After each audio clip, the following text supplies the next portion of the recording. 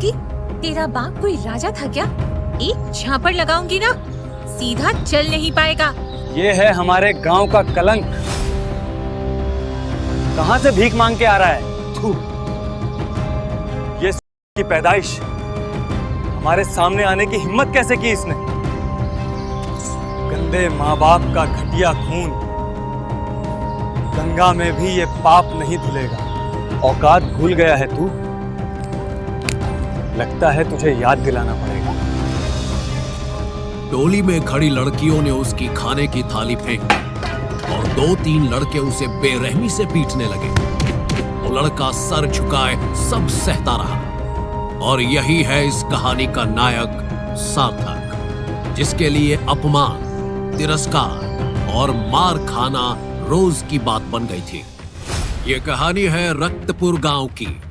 रक्तपुर ऐसा गांव जहां सूरज की रोशनी भी नहीं पहुंचती, जहां लोग बच्चा पैदा होते ही उसे ताबीज पहना देते हैं। जंगल से घिरे हुए इस डरावने गांव में शैतानी लड़ाइयों के कई अनगिनत किस्से हैं, जिन्हें सुनकर लोगों की रूह कांप उठती है। उसी रक्तपुर में रहता है 17 साल का अनाथ सार्थक, जिसके लिए लोगों का अपमान सहना, मार खाना, गाली गलौज सुनना हर रोज की बात थी। सार्थक गांव में सफाई का काम करता था, लोगों के फेंके हुए टुकड़ों से पेट पालता था। जहां चिड़िया भी जाने से डरती थी, गांव के उस श्रापित चबूतरे पर सोता था सार्थक। माँ बाप के गुजरने के बाद मानो उसके जीवन से प्रेम की छत टूट गई और बची केवल कठिनाइयां। कई साल पहले गांव की सड़कों पर शोर था, भीड़ उग्र थी, लोगों के हाथों में लाठियां, खंजर और आंखों में खून उतर आया था। ये भीड़ त्रिलोक्या कुंज हवेली के सामने खड़ी थी, जहां महाबली, उनकी पत्नी त्रिलोक्या और उनका 6 साल का बेटा सार्थक रहते थे। महाबली और त्रिलोक्या ने तांत्रिक विद्या से गांव को संकट में डाला है। इनका अंत जरूरी है। गांव को शुद्ध करना होगा। गांव की भीड़ हवेली का दरवाजा तोड़कर अंदर घुस गई। पिता के मुंह पर कालिख पोत दी गई। हवेली के आंगन में दोनों को बेरहमी से मारा गया और ये सब वहां खड़े मासूम सार्थक के सामने हो रहा था। मरते मरते सार्थक की मां त्रिलोक्या ने उसके कान में कहा, सार्थक, नाग ग्रंथ की रक्षा करना वो तुम्हारी रक्षा करेगा। मुझे वचन दे बेटा। मां की बातें सार्थक को समझ नहीं आ रही थी।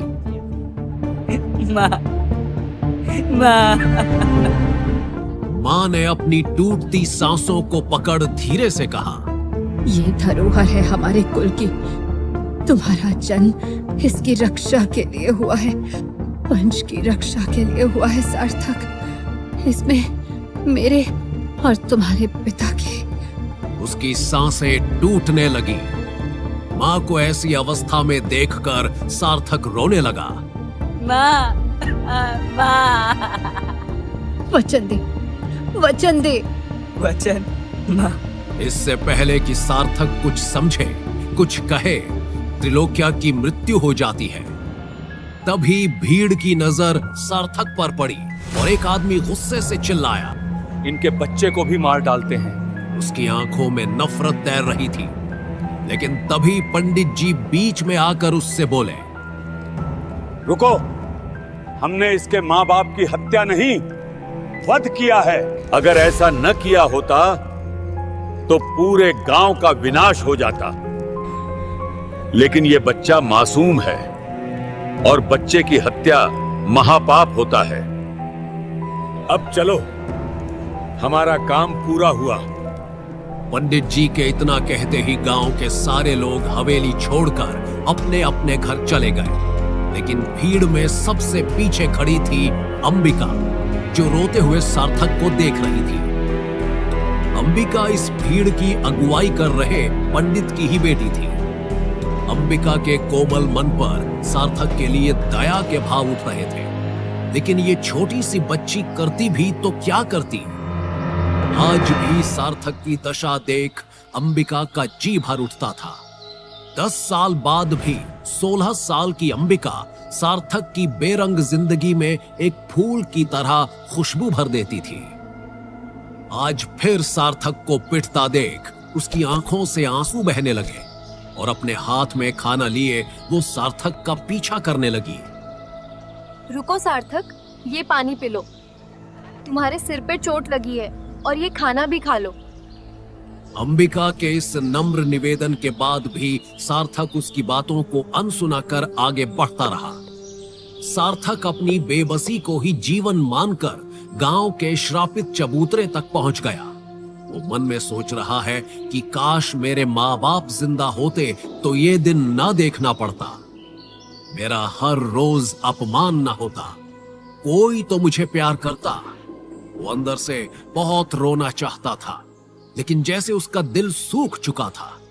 तभी अंबिका वहां आकर डर और घबराहट में सार्थक से पूछती है, तो तुम इस शापित चबूतरे पर रहते हो? अकेले रहने में डर नहीं लगता? सार्थक कुछ नहीं कहता।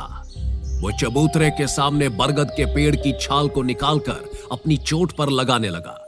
सार्थक के लिए ये कोई नई बात नहीं थी। न जाने कितनी बार उस पेड़ की छाल और पत्तों से उसने अपने घाव ठीक किए थे, लेकिन आज वहां अंबिका थी। मैं तुम्हारे चोट पे दवाई लगाती हूँ, मुझे तुम पराया मत समझो। सार्थक छाल लगाकर चबूतरे के सामने बैठता है। किसी गुलाम की तरह उसका सिर झुका हुआ है। अच्छा छोड़ो, देखो मैं तुम्हारे लिए क्या लाई हूँ। मीठी खीर, तुम्हें पसंद है ना? कितने पतले हो गए हो, ये खा लो। पेट को आराम मिलेगा। तुम यहाँ से चली जाओ अंबिका, तुम्हें यहाँ कोई देख लेगा तो बवाल हो जाएगा। होने दो बवाल, मैं किसी से नहीं डरती। लेकिन मैं तो डरता हूँ। बचपन से ही सार्थक को भला बुरा कहा गया था, लेकिन फिर भी अंबिका के बार बार हट करने पर उसकी लाई मीठी खीर सार्थक खा लेता है। खीर के स्वाद और अंबिका के स्नेह से उसे माँ की याद आने लगी। खीर खाकर सार्थक कटोरी को रखने ही वाला था कि अंबिका मुस्कुराते हुए कटोरी लेने आगे बढ़ी। उसका हाथ सार्थक के हाथ से स्पर्श हुआ। इससे पहले सार्थक सिर उठाता, दो आदमी झाड़ियों से बाहर निकले जो उनका पीछा करते हुए वहां आ पहुंचे थे। तेरी इतनी हिम्मत कि तूने गांव की लड़की को हाथ लगाया, उसके हाथों से खीर खाई, अपनी औकात भूल गया? पंडित जी का शुक्रिया मान कि तू सांस ले रहा है। दोनों आदमी हाथ में ईंट पत्थर लिए सार्थक को पीटने लगते हैं। छोड़ो उसे, वो मेरी गलती है, मैंने उसे छुआ था। भगवान के लिए उसे मत मारो। अंबिका उन आदमियों को रोकने की कोशिश करती है, लेकिन आदमी के धक्के से वो जमीन पर गिरकर बेहोश हो गए। उधर सार्थक के सिर से खून बह रहा था। क्या मैं इतना बुरा हूँ? क्या मेरे जीवन में कभी खुशी का दिन नहीं आएगा? सार्थक का खून चबूतरे पर टपका और अचानक हवाएं तेज हो गई, जैसे कोई आंधी आने वाली हो। बिजली कड़कने लगी और जमीन थरथराने लगी। अचानक इस बदले मंजर को देखकर दोनों आदमी डर कर वहां से भाग गए। सार्थक की आंखें भी डर से फैल गईं। चबूतरे पर टपके खून की जगह से चबूतरा फटने लगा और बरगद का पेड़ दो हिस्सों में कट गया। चबूतरे में पड़ी दरार से काली रोशनी बाहर आने लगी। रोशनी के बीच से एक किताब सार्थक के पैरों के सामने आकर थम गई। उस किताब पर लिखा था नाग ग्रंथ। तभी उस किताब से एक नाग बाहर निकलने लगा। वो बड़ा भयानक नाग हुंकार लगाता अपने फन को उठाए सामने खड़ा हो गया। सार्थक की सांसें उसे देखकर रुक सी गईं, लेकिन अचानक उस नाग का रूप बदलने लगा। उसका फन एक खूबसूरत औरत का हो गया। थोड़ी ही देर में उसके सामने एक अद्भुत आकृति थी, एक औरत जो आधी स्त्री और आधी नागिन थी। उस नाग कन्या ने अपनी मनमोहक आवाज में कहा, सार्थक, मैं नागेश्वरी हूँ, इस ग्रंथ की रक्षिका। और तुझे पता है कौन है तू? उसका फन एक खूबसूरत औरत का हो गया। सार्थक के गले से एक आवाज नहीं निकली। उसे तो समझ ही नहीं आ रहा था कि ये हो क्या रहा है। वो बस आंखें फाड़े उस नजारे को देख रहा था। तभी नागेश्वरी उसके करीब आकर बोली, तू है नागवंश का आखिरी उत्तराधिकारी, वो वंश जिसे मिटा दिया गया, लेकिन बचा रहा एक आखिरी रहस्य, नाग ग्रंथ। और तू सार्थक, तेरे शरीर में बहता रक्त साधारण नहीं है। तू देववंशी पिता और नागवंशी माता के संतान है। एक नष्ट हो रहे वंश की अंतिम आशा है, जिसका जन्म युद्ध की आंधी में ही हुआ है, और तू ही इस युद्ध का अंत कर सकता है। ये सब सुनकर सार्थक बस कांप रहा था। नागेश्वरी ने आगे कहा, सदियों पहले नागवंश को खत्म कर दिया गया। उनकी विष विद्या, उनकी सिद्धियां सब राक्षसों ने छीन ली, पर एक चीज बच गई, नाग ग्रंथ, जिसकी रक्षा तेरे माता पिता कर रहे थे। स्वयं पर खतरा देख उन्होंने ही मुझे इस ग्रंथ का रक्षक बनाया, और मैं इस जमीन में इस ग्रंथ के साथ सो गई। लेकिन उनके खून यानी तू, तेरे खून की एक बूंद ने मुझे फिर से जगाया है। सार्थक की आंखें उस लाल प्रकाश में चमक रही थी। अपने सामने हो रही इस घटना पर उसे विश्वास नहीं हो रहा था। माता पिता तो कई नाम मिले, नागेश्वरी, नागवंश, नाग ग्रंथ। नाग ग्रंथ? ये तो माँ ने कहा था, पर मैंने तो उसे एक कहानी समझा। नाग ग्रंथ। सार्थक कांपते हाथों से ग्रंथ की ओर बढ़ा। नाग ग्रंथ काले रंग का था, सांप की खाल जैसे आवरण में लिपटा ग्रंथ, जिसकी धड़कन सुनाई देती थी, जैसे ये कोई किताब नहीं, कोई जीवित इतिहास हो। सार्थक डर और विस्मय से उसकी ओर देख रहा था, जब मां की आवाज उसके कानों में गूंजने लगी, ये धरोहर है हमारे कुल की। तुम्हारा जन्म इसकी रक्षा के लिए हुआ है, वंश की रक्षा के लिए हुआ है सार्थक। कपकपाते हाथों से सार्थक ने नाग ग्रंथ को हाथ में लिया और उसके पहले पन्ने को खोला। वहां लिखा था, नाग ग्रंथ खोले वही जिसमें बहे लहू सही। सार्थक के हाथ लगाते ही पन्ने अपने आप पलटने लगे। हर पन्ने पर था अद्भुत तांत्रिक मंत्र, भूल चुके सिद्धि मार्ग और रहस्यमयी नाग विद्या, जो नागवंश को शत्रुओं से बचाने और अमरता के करीब ले जाने के लिए रची गई थी। इन मंत्रों की मदद से नाग अमरता के करीब पहुंच सकते थे। उनका विष नाशक नहीं, रक्षक बन सकता था। यही वो रहस्य था जिससे राक्षस कांपते थे। अगर नाग ये शक्ति पूरी तरह पा जाते तो राक्षसों के तंत्र, उनकी सत्ता और उनका डर सब समाप्त हो जाता। इसलिए उन्होंने नाग वंश को मिटा दिया। अब ना वो ज्ञान बचा था, ना नाग, बस बची थी एक किताब। और अब वो किताब सार्थक के सामने खुल चुकी थी। सार्थक जब भी अपनी माँ की बातों को याद करता, दिल में एक ही सवाल उठता, आखिर क्यों मारा गया उन्हें? गांव वालों ने कहा था कि वो काले तांत्रिक थे, पर सार्थक ने अपनी आंखों से देखा था, उसके माता पिता लोगों की मदद करते थे, बीमारों को ठीक करते, सहायता करते। उसके माँ बाप सिर्फ रक्षक तंत्र जानते थे।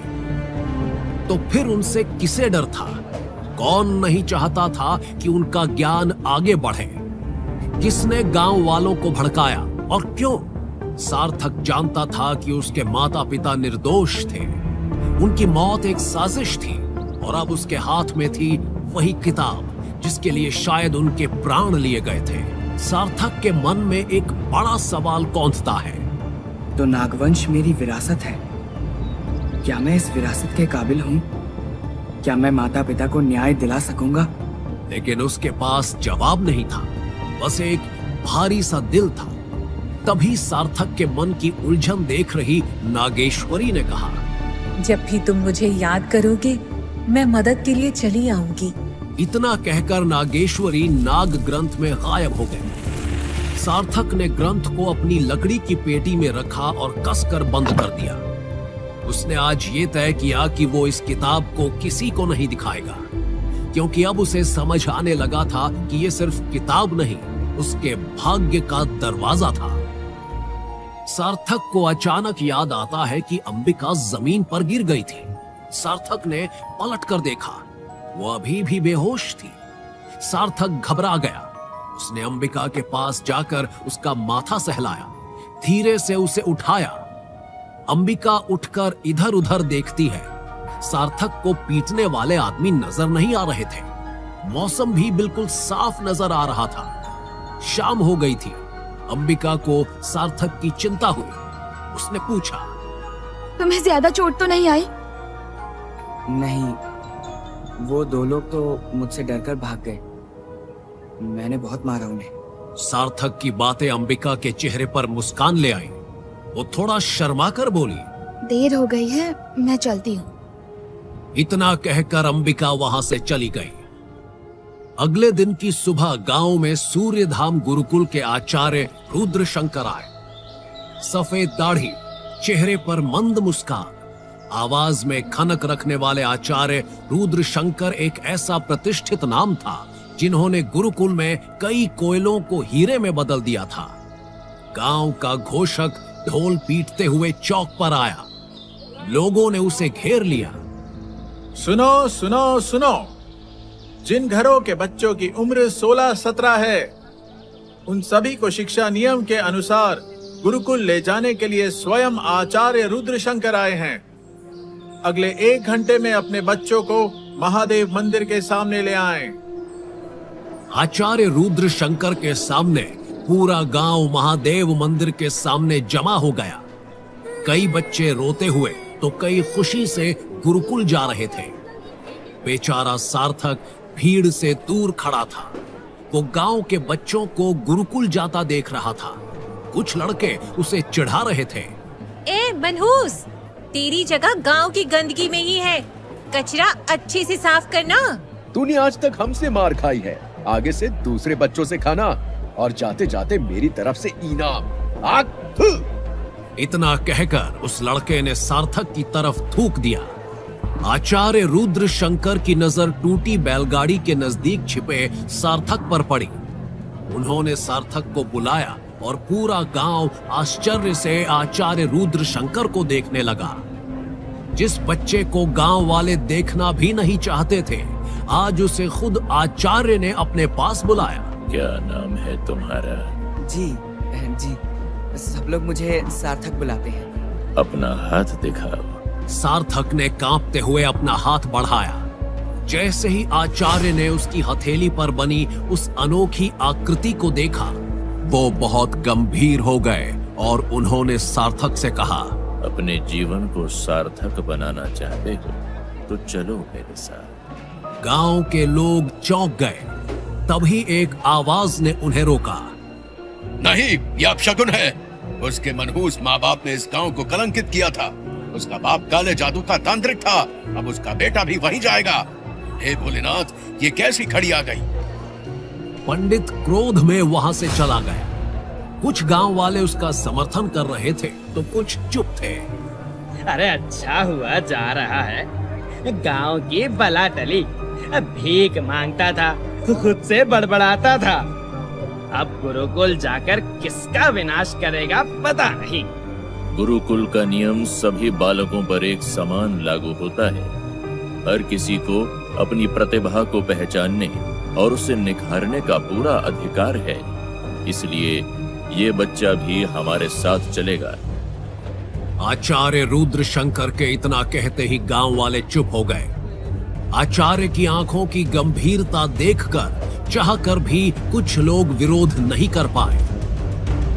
इसी बीच सार्थक को दूर से आती अंबिका दिखाई दी। उसके हाथ में छोटी सी पोटली थी। अंबिका को देखकर सार्थक पहली बार अपने आप ही मुस्कुराने लगा, क्योंकि गुरुकुल में अंबिका भी साथ जा रही थी। रक्तपुर से 5 घंटे की यात्रा के बाद सार्थक पहली बार सूर्यधाम गुरुकुल पहुंचा। उसके हाथ में लकड़ी की पेटी थी जिसमें कुछ कपड़े और नाग ग्रंथ था। घने जंगलों के बीच ऊंचे पहाड़ों की गोद में बसा ये स्थान किसी और ही दुनिया जैसा लग रहा था। बड़े बड़े पत्थर के द्वारों पर शिव की आकृतियां उकेरी गई थी।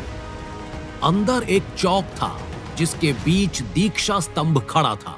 स्तंभ पर लिखा था तमसो मां ज्योतिर्गमय। चारों ओर पत्थर से बने प्राचीन कक्ष थे। दीवारों पर शास्त्रों की मूर्तियां, युद्ध की मुद्राएं और नाग आकृतियां। बीच में यज्ञशाला और पीछे एक गुप्त गुफा जहां रहस्यमयी ऊर्जा की लहरें महसूस हो रही थी। ऊपर पहाड़ी पर गुरु शिखर था जहां आचार्य ध्यान करते थे। सार्थक उस द्वार पर खड़ा गुरुकुल को बस देखता रह गया।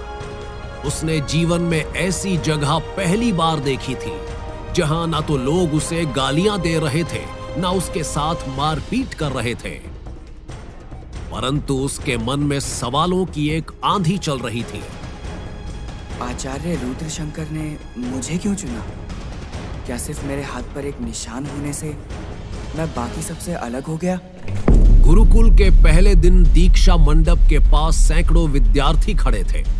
शस्त्र विद्या के शिक्षक आचार्य शौर्यनाथ और तत्व विज्ञान के शिक्षक दिव्यानंद, औषधि विज्ञान के आचार्य वैद्य और सभी के बीच मुख्य आचार्य रुद्रशंकर खड़े थे। आप सभी का गुरुकुल में स्वागत है। पिछले 40 साल में सूर्यधाम गुरुकुल ने कई तेजस्वी सूरज तराशे हैं। आप में ही कोई होगा जो आगे चलकर इस दुनिया को और बेहतर बनाएगा, जो आने वाले बड़े खतरों का सामना करेगा। ये लाल धागा एक लक्ष्मण रेखा की तरह है। जब तक आप शक्तियों को नियंत्रित करना नहीं सीखते, तब तक ये आपके हाथों में बंधा रहेगा। आचार्य रुद्रशंकर के चुटकी बजाते ही सभी के हाथों में लाल धागा बंधा मिला। सारे छात्र आश्चर्य से एक दूसरे को देखने लगे। गुरुकुल शिक्षा शुरू हो चुकी थी। शस्त्र विद्या के आचार्य शौर्यनाथ आए, जिनके हाथ में एक तलवार थी। उनके चेहरे पर योद्धा समान तेज और बाहुबल था। उन्होंने शिष्यों से कहा, हम 5-5 लोगों का गुट बनाएंगे। ये गुट आने वाले 2 साल तक कायम रहेंगे। ये गुट इसलिए महत्वपूर्ण है क्योंकि ये आपका नेतृत्व, कर्तव्य और दल में एकता से काम करना ऐसे कई गुणों को निखारेगा। पहले गुट में अंबिका शास्त्री, पवन राणा, वनिका आर्य, रोहित सिंह और सार्थक वासुकी होंगे। जैसे ही आचार्य शौर्यनाथ ने सार्थक का नाम उसके गुट में लिया, अंबिका की खुशी का ठिकाना ना रहा। ऐसे 20 गुट बनाए गए। आज कोई शिक्षा नहीं होगी, होगा सिर्फ शक्ति प्रदर्शन। आपके पास जो भी कला या शक्ति है, आपको यहाँ सामने आकर दिखानी है। आचार्य पहला नाम पुकारते हैं वनिका आर्य।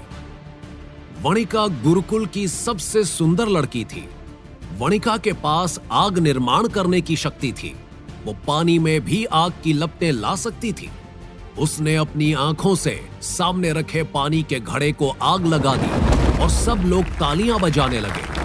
ताली की गूंज के बीच सार्थक चुप था और मन ही मन सोच रहा था, ये सब क्या है?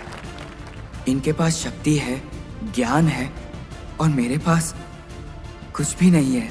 अगला नाम स्वयं सार्थक का था।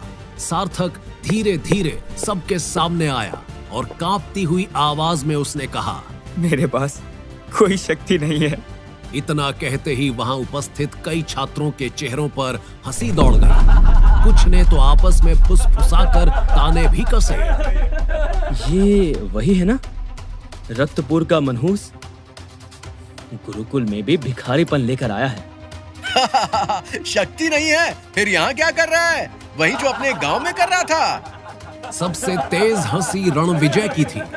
रणविजय सूर्यधाम गुरुकुल का सबसे श्रेष्ठ, घमंडी, साहसी और बहुत शक्तिशाली छात्र था।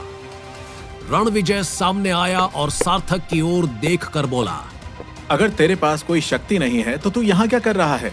गुरुकुल ताकतवर के लिए है, बोझ बनने वालों के लिए नहीं। ऐसे कुछ लड़के सार्थक को लगातार कुछ न कुछ सुना रहे थे, लेकिन वो चुप था। परंतु तभी आचार्य शौर्यनाथ ने गंभीरता से कहा, बस करो। गुरुकुल में कोई बड़ा या छोटा नहीं होता। दीपक की छोटी लौ होती है पर अंधेरे को जलाने की ताकत रखती है। लेकिन ये प्रश्न सिर्फ लड़कों के नहीं बल्कि आचार्य गण के भी थे। आचार्य शौर्यनाथ ने कक्षा समाप्त होते ही आचार्य रुद्र शंकर से पूछा, आचार्य रुद्र, आपने सार्थक को क्यों चुना? ना उसमें शक्ति है ना साहस, बाकी छात्रों की हंसी का पात्र बन गया है वो। शौर्यनाथ, संयम रखो, समय सब बताएगा।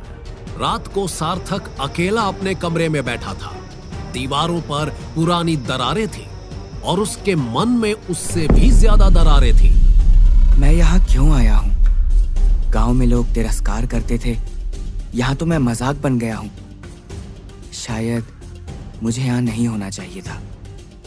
तभी उसने कोने में पड़ी अपनी पेटी को खोलकर नाग ग्रंथ बाहर निकाला। उसे पलटते ही कमरे में चारों ओर अंधेरा हो गया और फिर से प्रकट हुई नागेश्वरी। जो बीता है उसे भूल जा सार्थक। अब समय आ गया है तेरी आत्मा को तेरे भाग्य के साथ बांधने का। लेकिन शक्ति बिना तप के नहीं आती। तुझे चुनौतियों की आग से गुजरना होगा। हर सिद्धि तुझसे बलिदान मांगेगी। कौन सी चुनौतियाँ? पहली परीक्षा तांडव पर्वत के निचले भाग में है नागमणि गुफा, जहाँ अंधकार सांस लेता है, जहाँ बैठा है मणिकांत, नागवंश का प्रहरी। उसे हराए बिना तू नागमणि को छू भी नहीं सकेगा और बिना नागमणि के तेरी शक्ति अधूरी रहेगी। सार्थक चुप है मगर उसकी सांसें तेज हैं और आंखों में अब डर नहीं है, सिर्फ एक जिज्ञासा है। तैयार हो जा, क्योंकि ये केवल गुरुकुल की परीक्षा नहीं है। युद्ध तेरे पहचान की है, तेरे माता पिता के सत्य की है। शक्तियों को जोड़ने का समय है ये, क्योंकि अपने अस्तित्व को जानना है तो इस युद्ध के लिए तैयार हो। रात गहरी थी। नागमणि की गुफा दूर जंगल में छिपी थी। सार्थक ने किसी से कुछ नहीं कहा और अकेले ही निकल पड़ा। कांटों और झाड़ियों को पार करता हुआ वो गुफा में घुसा। गुफा की दीवारों पर नागों की आकृतियां बनी थी, जैसे सदियों से किसी को ताक रही हो। और बीच में बैठा था मणिकांत, एक लंबा, डरावना, चमकती आंखों वाला बूढ़ा योद्धा, जिसके शरीर पर नागों जैसे शल्क थे। अगर तू नागमणि चाहता है तो पहले मुझे हराना होगा बालक। ये शक्ति किसी डरपोक को नहीं मिलती। मैं पीछे नहीं हटूंगा। अगर मुझे अपनी पहचान पानी है तो तुझसे लड़ना ही होगा। मणिकांत गरजा और जमीन कांपने लगी।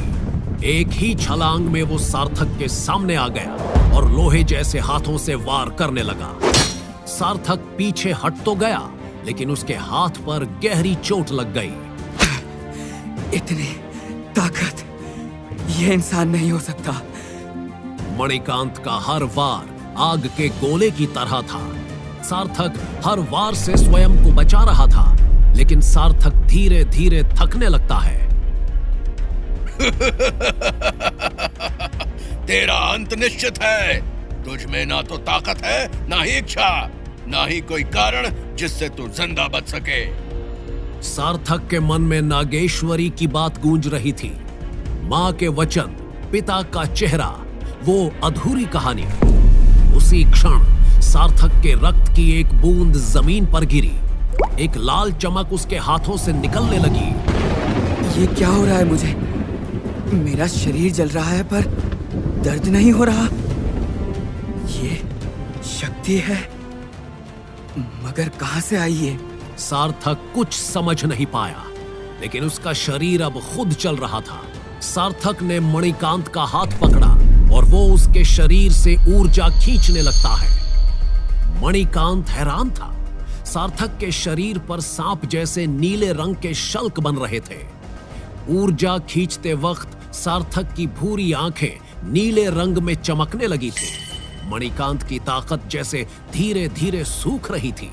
उसने हैरानी से सार्थक से पूछा, ये शक्ति, ये तुम कौन हो?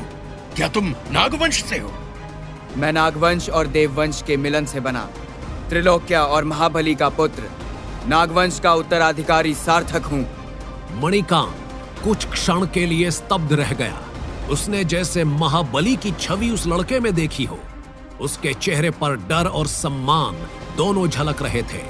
सार्थक एक जोरदार झटका देता है और मणिकांत पीछे गिरता है। गुफा की दीवारें हिलने लगती हैं और सामने से नागमणि धीरे धीरे चमकने लगती है। ये थी सार्थक की पहली असली जीत, जहां से उसे मिलती है पहली शक्ति। गुफा अब शांत थी और ऊर्जा खींचते समय सार्थक के शरीर पर बनने वाले निशान और नीली आंखें अब सामान्य थीं, लेकिन उसके भीतर तूफान मचा हुआ था। जो हुआ उस पर वो खुद यकीन नहीं कर पा रहा था। खुद से ही घबराए सार्थक की नजर नागमणि पर पड़ी। अपने कांपते हाथों से जैसे ही उसने नागमणि को छुआ, उसके हाथों में गर्माहट दौड़ गई। ऐसा लग रहा था मानो ये पत्थर किसी पुरानी शक्ति से जुड़ा हो। वो थक कर घुटनों पर बैठ गया। उसी वक्त बहुत दूर धरती के नीचे राक्षस लोक में एक बड़ा ज्वालामुखी फूट पड़ा। लाल जलता हुआ लावा बहने लगा और उस आग के बीच से एक डरावनी आकृति निकली। लंबा चेहरा, नाग जैसी आंखें और आग में भी न जलने वाली चमड़ी। उसका नाम था कालनाग। सदियों से सोया हुआ राक्षस अब जाग चुका था। उसने अपनी मुट्ठी खोली। उसमें जलती हुई नागमणि की झलक थी। तो कोई नागमणि तक पहुंच गया। उसके पीछे हजारों राक्षस खड़े थे, जिनके शरीर राख जैसे थे और चेहरों पर इंसानों की खाल चिपकी हुई थी। उनके रथ आग से बने थे और तलवारों से धुआं निकल रहा था। जिसके पास भी नागमणि है, उसके जीवन की अंतिम घड़ी आ गई है। तभी उसके पीछे एक राक्षसी स्त्री प्रकट हुई। उसकी नीले रंग की आंखें चमक रही थीं और बाल नागिन जैसे लहरा रहे थे। वो थी तामसी राक्षसों की तांत्रिक रानी। जिसने भी नागमणि को हासिल किया है, नाग ग्रंथ का पता भी उसे होगा। सालों पहले उसे छुपा दिया गया था, लेकिन अब मैं उसे पाके रहूंगी। उनके तंत्र, मंत्र, विद्या और शक्ति के समागम को पूर्ण शक्ति बनाऊंगी और फिर सभी लोगों पर होगा राक्षसों का राज। राक्षस लोक जाग चुका था और ये बस एक लड़के की लड़ाई नहीं, बल्कि युगांतरों का युद्ध था। उधर गुफा के बाहर नागेश्वरी सार्थक को दूसरी चुनौती देती है। तुम्हें आचार्य दिव्यानंद की ऊर्जा खींचनी होगी। सार्थक चौंक जाता है। आखिर वो अपनों के साथ ऐसा कैसे कर सकता था? वो इस चुनौती को स्वीकार नहीं करता। नागेश्वरी ने गंभीरता से कहा, ये युद्ध केवल गुरुकुल की चौहरदीवारी में सीमित नहीं है सार्थक। तुझे तैयार किया जा रहा है एक ऐसे महासंग्राम के लिए जहां एक ओर भयानक ताकतें हैं और दूसरी ओर अंतिम उम्मीद तू। ये लड़ाई सही और गलत से परे है। यहाँ तुझे वो भी करना होगा तू जिसके खिलाफ है। क्या तू तैयार है उस वचन के लिए जो तूने अपनी माँ को दिया था? वचन सिर्फ शब्द नहीं होते, कभी कभी वो किसी युद्ध का जय घोष बन जाते हैं। माँ के वचन को याद करके सार्थक नागेश्वरी की इस चुनौती के लिए हामी भरता है। अमावस की रात थी। गुरुकुल आज जल्दी ही सो गया था। इस रात राक्षसी शक्तियां जागती हैं, इसलिए छात्रों को बाहर ठहरने की अनुमति नहीं थी। सार्थक का आचार्य दिव्यानंद से अभी तक परिचय भी नहीं हुआ था। सार्थक आचार्य दिव्यानंद के कमरे में जाता है। दरवाजा खटखटाता है। आचार्य दिव्यानंद दरवाजा खोलते हैं और सार्थक को देखकर आश्चर्य से बोलते हैं, क्या हुआ बच्चे? इतनी रात तुम यहाँ क्या कर रहे हो? तुम्हें पता नहीं आज अमावस्या की रात है, बाहर घूमना मना है। बस प्यास लगी थी आचार्य, पानी खत्म हो गया था। आचार्य दिव्यानंद ने पानी के घड़े से प्याले में पानी भरा। सार्थक को अपने हाथों से मिट्टी का प्याला थमाया। सार्थक ने कांपते हाथों से प्याले को थामा और जैसे ही उसके हाथ ने आचार्य के हाथ को छुआ, एक अनजानी ऊर्जा का प्रवाह शुरू हो गया। सार्थक की आंखें फिर से नीले रंग में चमकने लगी और शरीर पर नाग जैसे निशान बनने लगे। आचार्य दिव्यानंद की आंखें भय से फैल गईं, लेकिन कुछ ही देर में उन्हीं खुली आंखों में खालीपन आ गया। चेहरा पीला पड़ गया, शरीर लड़खड़ाता हुआ जमीन पर गिर गया। सार्थक वहीं खड़ा रहा, उसकी सांसें तेज चल रही थी, आंखें और शरीर सामान्य हो गए थे, परंतु चेहरे पर डर था, अपराध बोध था और एक ऐसा खालीपन जिसे शब्द नहीं छू सकते। मैंने क्या कर दिया? ये बड़बड़ाते हुए वो लड़खड़ाया और बिना पीछे देखे अपने कमरे की ओर भाग गया। उसके पैरों की आवाज उसके दिल की धड़कनों से भी तेज थी। आचार्य दिव्यानंद, जो अब तक सिर्फ गुरु नहीं बल्कि इस गुरुकुल की आत्मा थे, अब निष्प्राण वहीं पड़े थे। आचार्य दिव्यानंद की मृत्यु से गुरुकुल में हाहाकार मच गया। उनके शरीर पर सांप के डंक थे, उनकी आंखें सफेद, शरीर नीला हो गया था। अपने किए पर पछताते हुए सार्थक अपने कमरे से बाहर नहीं निकला। रात को सार्थक को फिर से ऊर्जा की भूख लगी। जैसे शेर के मुंह में खून लगा हो, वैसे ही सार्थक की ये शक्ति थी। आखिर मैं हूं कौन? रक्षक या भक्षक? इंसान हूं या जहरीला नाग? जिसे मैंने मारा वो मेरे गुरु थे। मैं सच में रुकना चाहता हूं, पर ये शरीर नहीं रुकता। ये भूख और आग अंदर से बाहर तक जलती ही जा रही है। अभी कुछ तो चाहिए, नहीं तो मैं फट जाऊंगा। भगवान, मुझसे ये क्या करवा रहे हो? सार्थक की भूख बढ़ रही थी, वो मरने की कगार पर था। वो लड़खड़ाता हुआ गुरुकुल की सीमा पार करता है। आकाश में चांद की हल्की रोशनी फैली थी, पेड़ों की परछाई में कुछ धुंधला सा दिखाई दे रहा था। सार्थक पुकारता है। धीरे धीरे धुंध साफ होने पर सामने अंबिका का चेहरा दिखाई दिया। उसके हाथ में एक दिया था, चेहरा चिंता से भरा हुआ था। उसने सार्थक से पूछा, सार्थक, तुम यहाँ इस वक्त? सब ठीक है ना? अंबिका की आवाज जैसे किसी सपने से आई हो। सार्थक वहीं ठिठक गया। उसके होंठ सूख चुके थे, शरीर कांप रहा था, लेकिन उसकी आंखें वो फिर अपना रंग बदलने लगी।